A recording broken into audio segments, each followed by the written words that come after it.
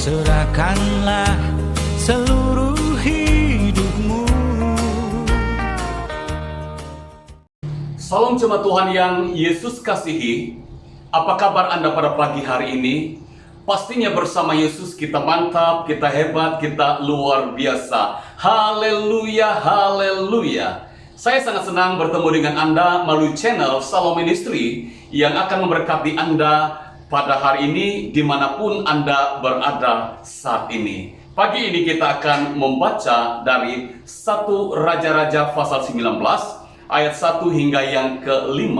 1 Raja-Raja pasal 19 ayat 1 hingga yang ke-5 berkata demikian. Ketika Ahab memberitahukan kepada Izabel segala yang dilakukan Elia dan perihal Elia membunuh semua nabi itu dengan pedang. Ayat yang kedua, maka Izabel menyuruh seorang suruhan mengatakan kepada Elia, beginilah kiranya para Allah menghukum aku, bahkan lebih lagi daripada itu, jika besok kira-kira pada waktu ini aku tidak membuat nyawamu sama seperti nyawa salah seorang dari mereka itu. Ayat yang ketiga, maka takutlah ia, lalu bangkit dan pergi menyelamatkan nyawanya. Dan setelah sampai ke Berseba yang termasuk wilayah Yehuda, ia meninggalkan bujangnya di sana. Tetapi ia sendiri masuk ke padang gurun sehari perjalanan jauh, lalu duduk di bawah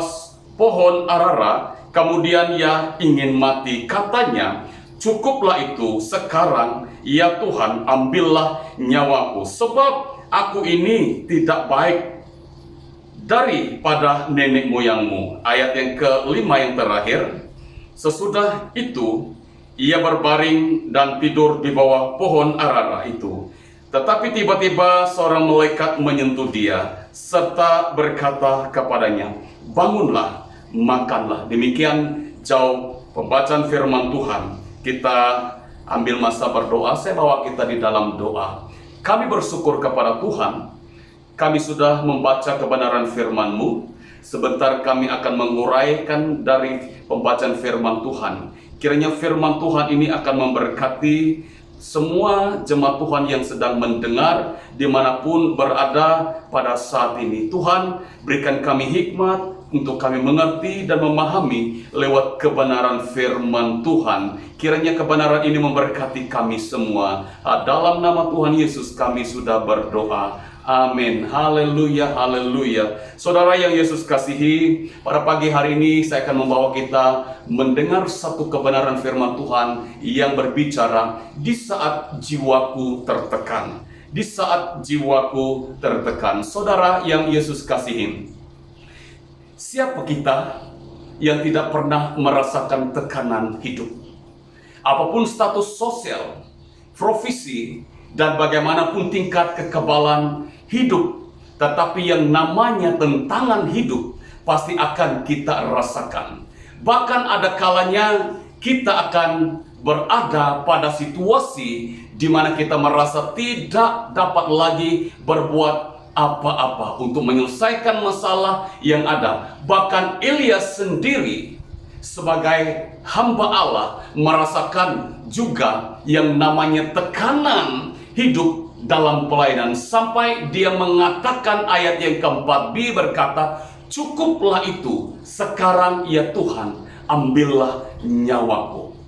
Melalui teks firman Tuhan yang kita sudah baca sebentar tadi, kita mau belajar bagaimana menghadapi tekanan hidup agar kita mempersiapkan diri untuk hal-hal terburuk yang dapat terjadi dalam hidup ini. Sebab kita juga harus berhati-hati ketika masa-masa sulit dalam hidup akan digunakan iblis untuk semakin membawa kita pada kehidupan yang semakin lebih parah lagi dan semakin menjauhkan diri dari Tuhan. Tekanan-tekanan hidup pasti akan kita hadapi. Namun bagaimana kita merespon setiap tantangan yang datang dalam hidup kita? Inilah yang akan kita pelajari melalui nas kebenaran firman Tuhan yang sudah kita baca. Saudara, Elia menghadapi tekanan hidup yang begitu berat dalam pelayanannya setelah dia membunuh Nabi Baal sebanyak 450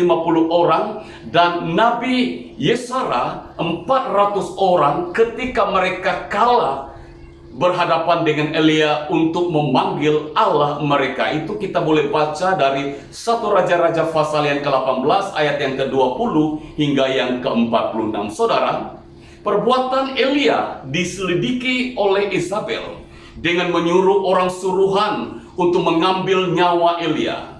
Ternyata situasi ini membuat Elia menjadi takut dan ia pergi ke padang gurun dan tidur di bawah pohon arara dan setelah malaikat Tuhan memberi ia makan dan minum, dia berjalan selama 40 hari 40 malam ke Gunung Horeb dengan kekuatan makanan yang diberi oleh malaikat itu. Saudara, di sebuah gua Allah datang kepadanya dan Tuhan berfirman, "Apakah kerjamu di sini, hai Elia?" Dan jawab Elia adalah begini, saudara, "Aku bekerja segiat-giatnya bagi Tuhan Allah semesta alam karena orang Israel meninggalkan perjanjian, meruntuhkan mezbah-mezbahmu dan membunuh nabi-nabimu dengan pedang. Hanya aku seorang dirilah yang masih hidup dan mereka ingin mencabut nyawaku." 1 Raja-Raja 19 ayat 10 dan ayat 14. Saudara, Elia merasa tekanan yang begitu berat karena merasa bahwa pelayanannya telah gagal, karena dia merasa tidak lebih baik dari nenek moyangnya. Semangat pelayanan yang begitu besar untuk menyelamatkan bangsa Israel dari penyembahan kepada Baal justru harus menerima tekanan melalui ancaman untuk mencabut nyawanya. Dalam keadaan tersebut, dia merasa hidup sendiri tanpa dukungan karena usahanya hanya berjuang pada ancaman atas nyawanya, sementara tugas pelayanannya masih banyak yang belum diselesaikan. Oleh karena itu, saudara yang kekasih, ada beberapa hal yang menjadi kekuatan kita menghadapi tantangan hidup melalui nas kebenaran firman Tuhan yang sudah kita baca. Jemaat Tuhan yang Yesus kasihi, kita melihat poin yang pertama, Tuhan peduli dan menguatkan kita menghadapi pergumulan hidup. Saya ulangi sekali lagi, Tuhan peduli dan menguatkan kita menghadapi pergumulan hidup. Saudara, dalam ketersendirian Elia menghadapi tekanan hidupnya, ternyata Tuhan melihat dan peduli atas permasalahan yang dia hadapi. Sekalipun Elia harus menghadapi kenyataan dalam hidupnya, namun Allah memberikan perhatian dan kekuatan padanya dan memberikan makanan dan minuman melalui malaikatnya. Bahkan Allah langsung menyatakan dirinya kepada Elia di Gunung Horeb. Saudara, sekalipun kita harus menghadapi pergumulan hidup tanpa ada yang membantu dan menolong, namun Tuhan peduli pada kita. Saya ulangi, namun Tuhan peduli pada kita. Allah melihat penderitaan kita dan akan memberikan kekuatan dan keteguhan dengan menerima makanan dan minuman rohani dari Tuhan, yaitu roti hidup dan air hidup. Walaupun kita harus menghadapi berbagai pergumulan dalam hidup ini, Tuhan tidak akan membiarkan kita terjatuh tanpa daya. Sebab Tuhan akan menguatkan dan menolong kita. Mazmur 37 ayat yang ke-24 berkata, apabila ia jatuh, tidaklah sampai tergeletak, sebab Tuhan menopang tangannya. Jemaat Tuhan yang Yesus kasih, kita lihat poin yang kedua. Allah turut bekerja dalam segala sesuatu mendatangkan kebaikan bagi kita. Saya ulangi, Allah turut bekerja dalam segala sesuatu mendatangkan kebaikan bagi kita. Ternyata tekanan hidup yang dialami oleh Elia, tanpa disadari Allah turut bekerja mendatangkan kebaikan bagi dirinya dan juga kepada bangsa Israel. Justru dalam keadaan yang tertekan seperti itu, Elia semakin dekat mengenal Allah dalam hidup kehidupannya. melalui perjumpaan dengan Allah. Bahkan kita diingatkan bahwa kebaikan Tuhan justru hadir melalui hal-hal yang kelihatannya sederhana. Oleh karena itu, saudara yang kekasih dalam nama Tuhan Yesus, kita membaca dari 1 Raja-Raja 19 ayat 11b hingga yang ke-12 berkata demikian. Angin besar dan kuat yang membelah gunung-gunung dan memecahkan bukit-bukit batu mendahului Tuhan, tetapi tidak ada Tuhan dalam angin itu. Dan sesudah angin itu datanglah gempa, tetapi tidak ada Tuhan dalam gempa itu. Dan sesudah gempa itu datanglah api, tetapi tidak ada Tuhan dalam api itu. Dan sesudah api itu datanglah bunyi angin sepoi-sepoi basah. Segera sesudah Elia mendengarnya, ia menyelubungi mukanya dengan jubah. Saudara yang Yesus kasihi, ketika menghadapi pergumulan dalam hidup ini, bagaimana kita dapat meyakinkan Allah turut bekerja mendatangkan kebaikan dalam hidup kita, saudara? Kebaikan itu bukanlah harus melalui seperti yang kita pikirkan atau bayangkan, namun Tuhan akan turut bekerja dalam permasalahan yang kita hadapi.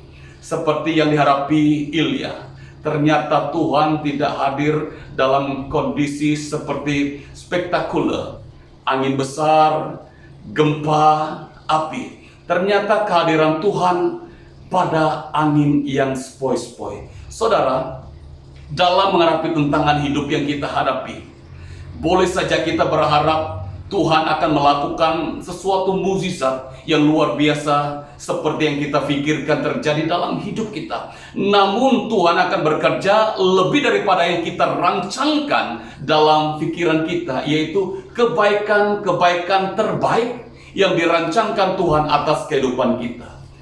Sehingga jangan kita lekas berpikir bahwa ketika sekian lama kita meminta kepada Tuhan sesuatu daripada Tuhan yang tidak kunjung diberikan, padahal melalui pergumulan itulah Tuhan telah bekerja. Jemaat Tuhan yang Yesus kasihi, kita melihat poin yang ketiga adalah poin yang terakhir. Keluar dan berdirilah di hadapan Tuhan dan turutilah perintahnya. Saya ulangi, keluar dan berdirilah di hadapan Tuhan dan turutilah perintahnya. Tuhan mengetahui masalah yang sedang dialami oleh Elia.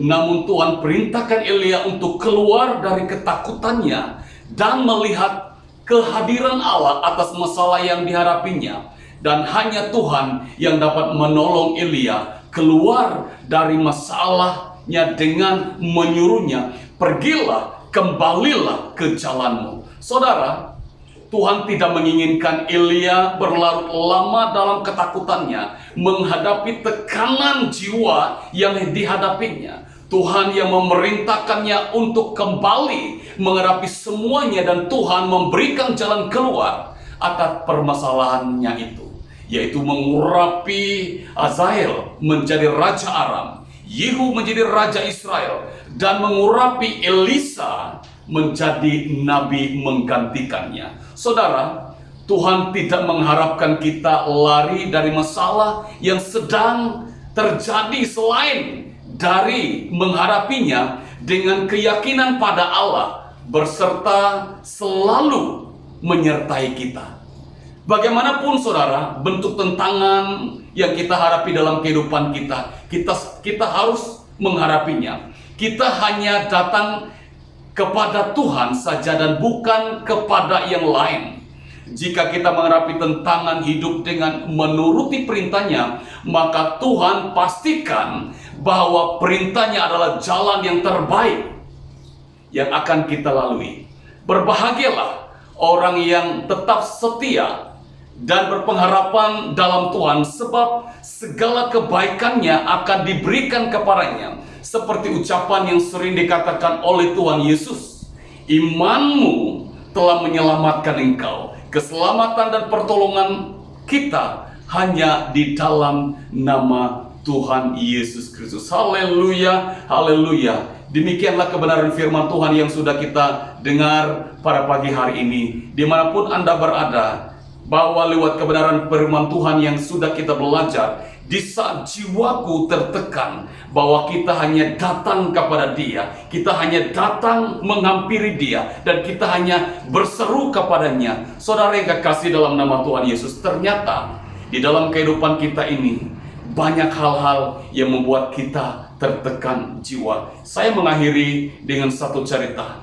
Dalam 2 minggu yang lalu saya membaca di Facebook, di dalam keadaan yang kita alami hari ini, saudara, seorang bapak menggantungkan 3 orang anaknya karena ke dalam tertekan jiwanya untuk menghidupi anak. Dia melakukan hal di luar batas manusia. Oleh karena itu, saudara yang kekasih, dimanapun Anda berada hari ini, jika saudara tertekan oleh karena bisnismu, jika saudara tertekan oleh karena pekerjaanmu, jika saudara tertekan oleh karena keadaan-keadaan hari ini, saudara, mari kita datang kepada Tuhan. Saudara berseru kepada Tuhan. Tuhan tidak akan pernah terlambat untuk menolong Anda dalam keadaan apapun. Haleluya, haleluya. Lewat kebenaran firman Tuhan ini memberkati Anda. Mari kita berdoa. Kembali kami menaikkan ucapan syukur kami kepada Tuhan lewat kebenaran firman Tuhan yang sudah kami dengar. Setiap pendengar yang mendengar firman Tuhan, lewat firman Tuhan ini memberkati hidup mereka. Dimanapun jemaat kami berada, jika hari ini mereka merasa tertekan oleh karena bisnis mereka, merasa tertekan oleh karena ekonomi, jiwa mereka tertekan oleh karena masalah-masalah yang terjadi hari ini, Tuhan, kami tidak dapat lari kepada yang lain. Hanya kami lari kepadamu dan berseru kepadamu, dan Tuhan pasti menolong tepat pada waktunya. Memberkati firman Tuhan pada pagi hari ini. Terpujilah namamu, hanya di dalam dan nama Yesus kami sudah berdoa. Amin. Haleluya, haleluya. Tuhan memberkati.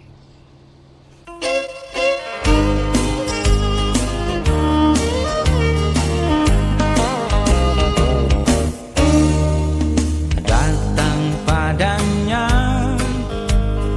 datang pada Tuhan. Serahkanlah seluruh hidupmu.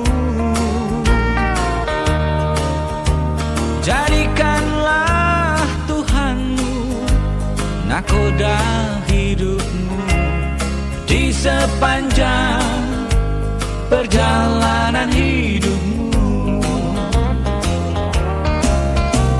Walau badai menerpa dan ombak menderu, ku tak takut sebab Engkau sertaku.